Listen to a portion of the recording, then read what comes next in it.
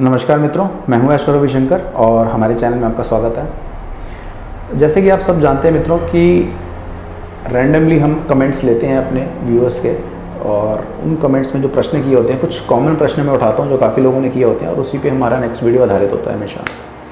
तो आज का भी वीडियो एक व्यूअर ने एक प्रश्न पूछा था और उसके अलावा और भी व्यूअर्स ने वो पूछा, तो उसी प्रश्न को लेकर हम अपना ये वीडियो बना रहे हैं। और जिसमें प्रश्न था कि कौन लोग हैं जो प्रेत बन जाते हैं। एक तो हो गया कि नेचुरल डेथ होगी, इंसान अपनी गति कर गया, और एक होती है उसकी अकाल मृत्यु। तो कैसे लोग हैं वो प्रेत बन जाते हैं? तो देखिए, जो अकाल मृत्यु होती है उसी में ही लोग प्रेत बनते हैं। और ये अकाल मृत्यु क्या है?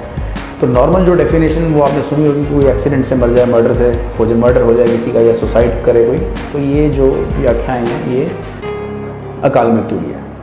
इसमें भी यदि अगर हम गहराई में जाएं, लॉजिकली इसकी जो इंटरप्रिटेशन, अगर हम टेक्निकली उसकी सोचें अगर, तो इसमें दो चीज़ें हमें समझनी पड़ेगी कि हमारे पहले तो होते हैं संचित कर्म, दूसरा प्रारब्ध कर्म। अब ये संचित कर्म क्या है? पहले तो कर्म क्या है?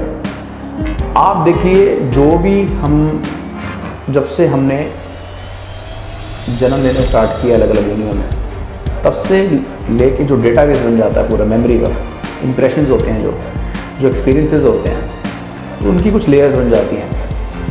तब से लेके जब से हम इवॉल्व होना हमारी सोल ने स्टार्ट किया, जब से हमने जन्म लेने स्टार्ट किए, तब से लेके जो अभी तक वो सारा जो पूरा रिकॉर्ड है, दैट इज़ कॉल्ड संचित कर्म। वो संचित कर्म कहलाते हैं। और उस संचित कर्मों में से भी इंसान को एक पर्टिकुलर लाइफ के लिए, एक जन्म के लिए प्रारब्ध कर्म एलोकेट होते हैं, अलॉट होते हैं।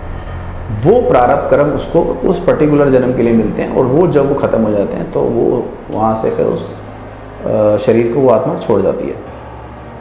तो वो एक नेचुरल डेथ होती है इंसान की। फिर वो अपने बाकी जो संचित कर्म जो रह गए हैं उनको भोगने के लिए वो आगे फिर जन्म लेती है, अपनी टेंडेंसी के हिसाब से, अपनी वृत्तियों के हिसाब से, प्रवृत्ति उसकी कैसी उस हिसाब से।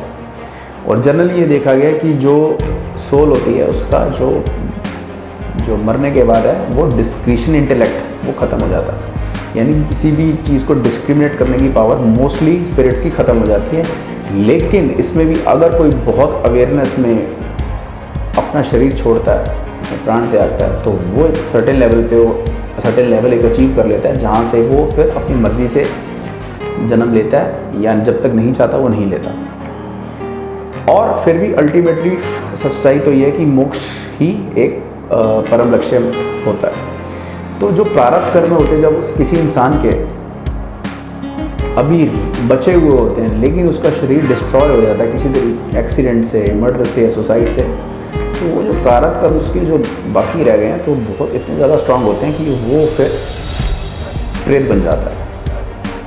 तो ये नेचुरल डेथ नहीं होती, और प्रारब्ध कर्म बहुत देखा जाए तो बहुत ज़्यादा ही स्ट्रांग होते हैं। और ऐसे इस तरीके से जिन इंसानों की डेथ होती है तो हमेशा बोला जाता है कि उनकी चीज़ों का, यानी कि कपड़ों का, बाकी चीज़ों का उपयोग कम से कम करें या ना ही करें तो बहुत अच्छा रहता है।